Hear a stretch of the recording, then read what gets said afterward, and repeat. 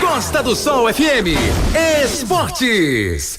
A partir de agora, mais uma edição do Costa do Sol Esportes, e você pode acompanhar essa transmissão, a nossa live, pela nossa fanpage no nosso Facebook e também no Fala Araruama, né? facebook.com Fala Araruama Oficial, ou seja, facebook.com/Fala Araruama Oficial. Ótima tarde para você, meu amigo Fernando Campos. É um prazer enorme receber você mais uma vez aqui. Uma ótima tarde para você também, meu amigo Sandro Dias, e para os ouvintes da Costa do Sol, que são muitos ligados na Costa do Sol, a rádio da região dos Lagos. E todo mundo colado, né, na Rádio Costa do Sol nessa sexta-feira incrível, sextou.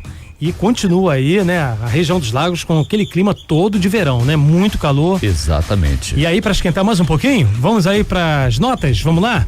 Osasco e Rio de Janeiro se enfrentam tentando recuperar a hegemonia, né, no vôlei feminino.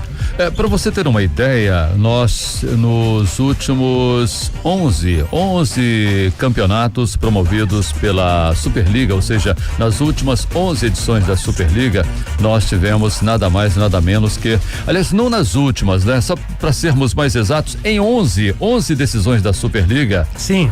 Essas duas equipes estiveram na final. Tanto o Osasco como o Rio de Janeiro se enfrentaram com 8 vitórias, 8 títulos para o Rio de Janeiro e 3 títulos para o Osasco. O Rio de Janeiro é o atual vice-campeão da Superliga Feminina de Vôlei. Só que agora perderam a hegemonia, né? A gente vê outras equipes se destacando para o bem do vôlei brasileiro, porque estava ficando já meio que chato aquele negócio de sempre as duas mesmas equipes decidindo o título. E nessa temporada a questão está completamente diferente, tanto que a realidade, por exemplo, do Osasco hoje é a 5ª colocação com 31 pontos, a realidade do Rio de Janeiro é a 3ª colocação com 37 pontos. O líder é o Minas, que tem exatamente 50 pontos. Agora, essas duas equipes se enfrentam na noite de hoje no ginásio José Liberati, em Osasco, na região metropolitana de São Paulo, e portanto hoje tem um jogão envolvendo Osasco e Rio de Janeiro. Bom, do vôlei feminino para o tênis, paulistas vencem mineiros no Aberto do Rio. Pois é, o Tomás Bellucci, juntamente com o Rogério Dutra Silva, o Rogerinho, é uma dupla paulista que enfrentou ontem uma outra dupla, só que formada por 2 atletas mineiros, o Marcelo Melo e o Bruno Soares. Detalhe, tanto o Marcelo Melo como o Bruno Soares são excelentes jogadores quando falamos de tênis em duplas. Eles têm um conhecimento fantástico e mesmo assim, no Aberto do Rio, no ATP 500, foram sobrepujados pela dupla paulista composta pelo Tomás Bellucci e pelo Rogerinho. Consequentemente, a dupla avança porque foi um jogo realizado pelas quartas da competição e a dupla paulista acaba avançando, enquanto que a dupla mineira foi eliminada. Bom, do tênis para o futebol e mais precisamente, né, para o Campeonato Carioca da Taça Rio. Quais são os jogos da primeira rodada aí, o Fernando Campos, da Taça Rio? Por incrível que pareça, Sandro Dias e amigos ligados na Costa do Sol. Sim. A Taça Rio, que corresponde ao segundo turno do Campeonato Estadual do Rio de Janeiro, já começa hoje, sexta-feira, e começa agora à tarde com o jogo às 4:30 no Estádio do Trabalhador, no sul do estado, lá na cidade de Resende, onde as equipes do Resende e do Volta Redonda se enfrentam. É um clássico sul-fluminense acontecendo agora à tarde, às 4:30 da tarde em Resende. Eu repito, entre as equipes do Resende e do Volta Redonda. Mais tarde um pouco, às 9 da noite, o jogo envolvendo Bangu, que é o mandante, e o Fluminense no Maracanã. Com um detalhe importante, é um jogo que deve marcar a estreia do Paulo Henrique Ganso com a camisa do Fluminense. Isso já é um ingrediente bem especial. Fluminense que terá também a volta do lateral direito, o Gilberto.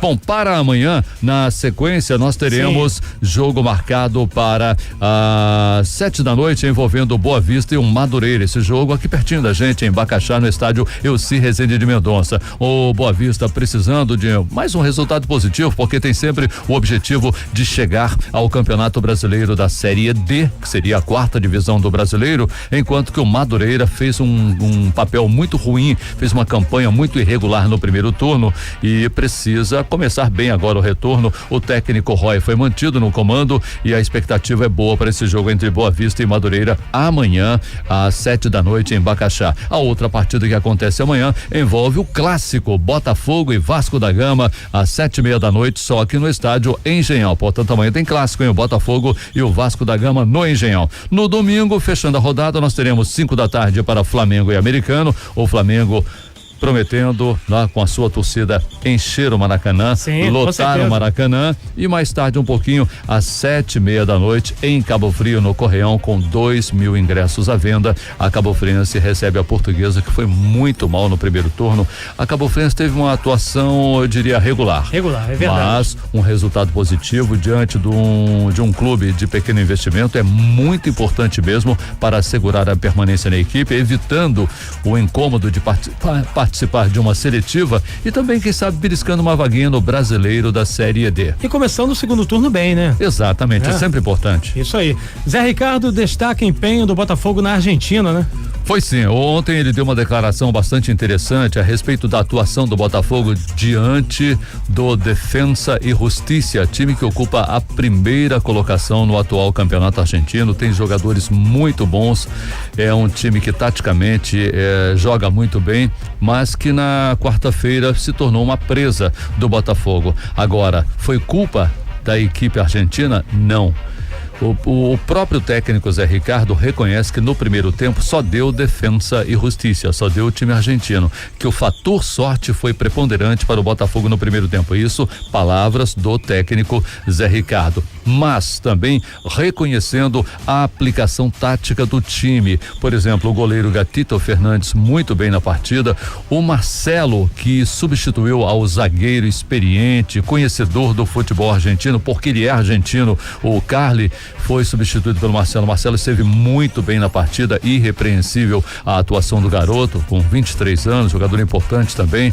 E o Botafogo perdeu um jogador que foi expulso no segundo tempo, o Marcinho. Mesmo assim, encontrou forças suficientes para, com muita garra, com muita determinação, o time se segurar na defesa e conseguir a marcação de 3 gols num time argentino, tarefa que não é fácil. O Botafogo conseguiu isso, avançando para a fase seguinte da Copa Sul-Americana. E uma coisa que o Zé Ricardo destacou foi o comportamento do torcedor argentino. Chegou a aplaudir o Botafogo, principalmente quando da marcação do gol do Alex Santana, ali do meio da rua, do meio do campo. Alex Santana fez o gol, foi aplaudido pelos torcedores do Defensa e Justicia numa demonstração inequívoca de desportividade. Que pena, né, cara?